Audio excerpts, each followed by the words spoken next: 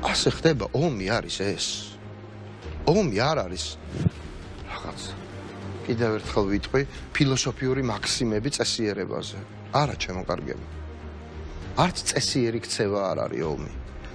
დაგარტყა, ორჯერ უნდა დაარტყა. ბიძინა ივანიშვილმა ხია, ორჯერ ხია. სხვანაირად არ არსებობს. მე ფეხზე ვდგევარ მაგით. მიუხედავად იმისა, რომ სამჯერ დამესხენ თავს. არავინ პასუხისგებაში არ მიუციათ. არავინ არ იცის ხვალ რომელ მოსახვებში რა დამემართება. მხევს ორჯერ უარეს მხევ.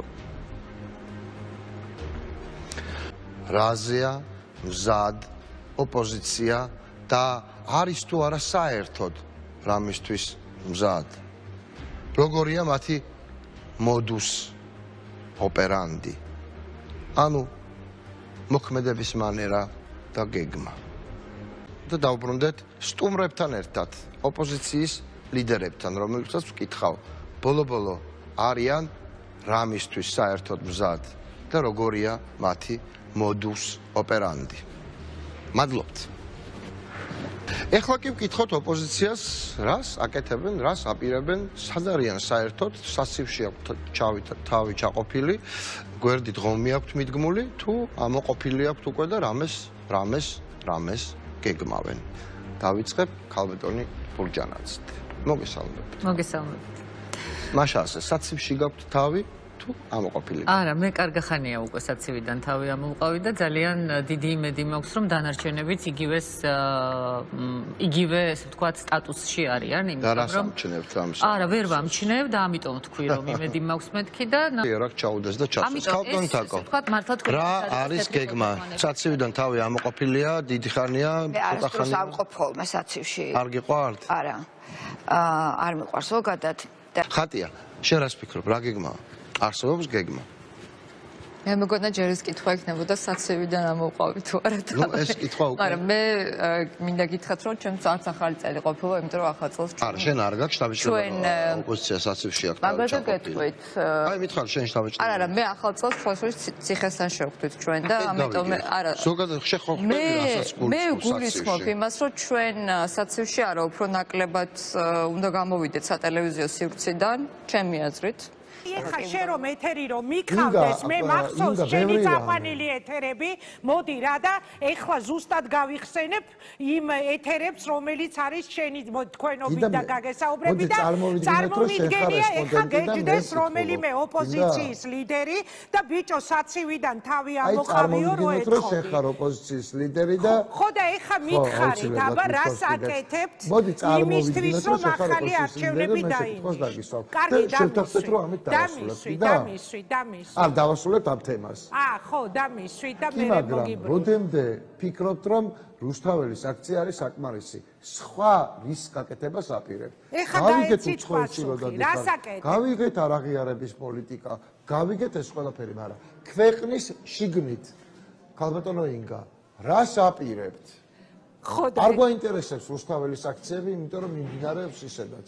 თქვენ რას აპირებთ? ეხა გაეცით აბა პასუხი თქვენი ვეკითხებიდან. ეხა ძალიან რბილად დასვით, მე უფრო მწვავ. არის დაუშვებელი ზღვარი საქართველოსთან და ქვეყნის გადარჩენას. კარგით, ეხა მე გავიმეორებ ნიკა გვარამიას სიტყვებს, რომელიც ეთერიდან მაქვს მოსმენილი და გეტყვით, როდის ამოყოფთ ნიკა თავს საცივიდან. ანუ ეხა გადატანითი მნიშვნელობით ვამბობ რა საკვირველია, ანუ რას აპირებთ, რას? გადაურეკეთ თუ შეიძლება, მე მგონი გაითიშა. ნიკას გადაურეკავთ 2 წუთში, მაშასე ნიკა გვარამია საუბრობს პირდაპირ ეთერში, ეხა ძალიან საინტერესოა მართლა ამ კითხვაზე პასუხის გაცემა. ნიკა, მე მეთქი გავიმეორებდით ხო, საცივიდან თავს როდის ამოყოფთქო. ეხლა მითხარით ეს გადატანითი მნიშვნელობით, მაგრამ ხო, პრინციპში პირდაპირ რას აპირებთ? ამ ხალხს ეხლა ვინც იგიზით მოლაპარაკებებზე რა უთხარით, რომ ჩვენ ვაკეთებთ ამას, რას აკეთებთ? შეიძლება რომ მე ჩემი ჟურნალისტური წარსული გავიცნობ და თქვენ გთხოვოთ თქვენი პოლიტიკური წარსულის გახსენება. რა საკვირველია, მაგრამ ეს არაფერს არ მოგიტანთ ეხლა. მოდით შევცვალოთ როლები. არა, მოგწევს. მოდით შევცვალოთ როლები, მხოლოდ ამისთვის მინდა. თქვენ ეხლა მიზიხართ მე ინტერვიუზე, პოლიტიკოსი ინგა გრიგოლია და მე ვარ ჟურნალისტი ინგა გრიგოლია. და მე რა კითხვასაც დაგისვამდით, იმის მიხედვით გააკეთეთ დასკვნა. პასუხები მე ამ კითხვაზე მაქვს, მაგრამ აქ არ ვიტყვი. რას ქვია არ იტყვი? პირდაპირ ეთერია, მაინტერესებს როგორ აპირებთ გაშვებას. მოდი თუ შეიძლება. ჯერ შეკითხვას დაგისვათ თუ შეიძლება. ქალბატონო ინგა, როდემდე უნდა ილაპარაკოთ რუსთაველის აქციის მნიშვნელოვნებაზე? ეს ისედაც ვიცით. მე მაინტერესებს თქვენ რას აკეთებთ, გარდა იმისა, რომ უცხოეთში დადიხართ, ყველა ჩვენ მხარეს არის, სანქციები არის და ამ შემდეგ. გავიგეთ ეს ყველაფერი. ჩვენ დავდივართ რუსთაველზე ვკეტავ და თქვენ მოგწონთ ეს, მაგრამ თქვენ თვითონ რას აპირებთ საქართველოში? მე მაინტერესებს, რაზე ხართ წამსვლელი ქვეყნის რუსეთისთვის გამოგლეჯვაზე, ქართული ოცნების გაშვებაზე და რა არის ის ზღვარი, რისიქითაც არ გადახვალთ. ამას კითხავდი ქალბატონო ინგა აუცილებლად. კარგი, მე მაშინ ასე შემოვაბრუნებდი, ეხლა რაც კითხვები დამისვით, მე შემოვაბრუნებ. გაეცით თქვენ მე უბრალოდ ვეცადე რომ შეკითხვაზე შეკითხვით მეპასუხო. ეხლა მიპასუხეთ თქვენივე დასმულ კითხვებზე, იმიტომ რომ ესაა ყველაზე საინტერესო ეხლა, რას აპირებთ, როდემდე მე არა ვარ აპირებთ? ძალადობის მომხრე, მაგრამ კანონის დარღვევა, ყველა კანონის დარღვევა ძალადობა არ არის.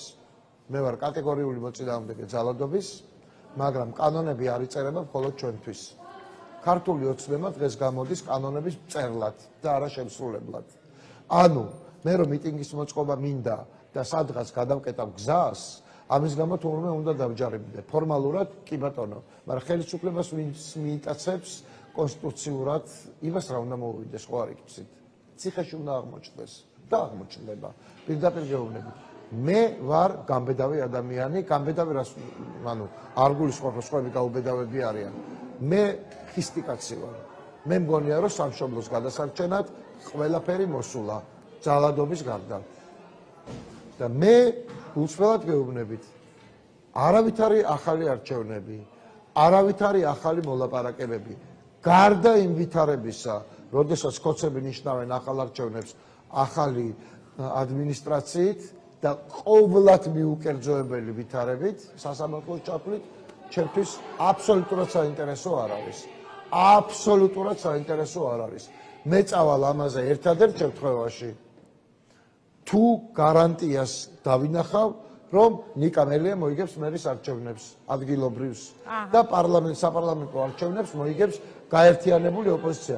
ძალიან დიდი ბოდიში, მაგრამ ჩემ კოალიციას რომ ერობის ფალავანი ყავს, ეგეთი არავის არ ყავს. ანუ უკვე დაასახელეთ თქვენ ხო მომავალი ერობის კანდიდატი. სვანაირად არ გავა. ეხლა ამეთეში. არ მე დასახელებულია ისედაც დიდი ხო, ხანია. მაგრამ ეხლა კი დაასახელეთ მარტო იმიტომ რომ ყველაზე მაგარი კანდიდატი ყავს. მარტო იმიტომ რომ თავარი ფალავანი ყავს ოპოზიციის ფლანგზე ჩვენ არ გავალთ არჩევნებზე. ჩვენ არჩევნებზე გავალთ მაშინ, როცა იქნება ახალი საპარლამენტო არჩევნები, როცა იქნება ახალი ადმინისტრაცია. როგორ ვახცევთ ამ შედეგს, ამას გეკითხეთ. პარალელურად ახალი ადმინისტრაცია. როგორ ვახცევთ ამ შედეგს, ამას გეკითხეთ. პარალელურად ახალი ადმინისტრაცია. როგორ ვახცევთ ამ შედეგს, ამას გეკითხეთ. პარალელურად ოკეი. ძალიან რთული შეკითხვაა.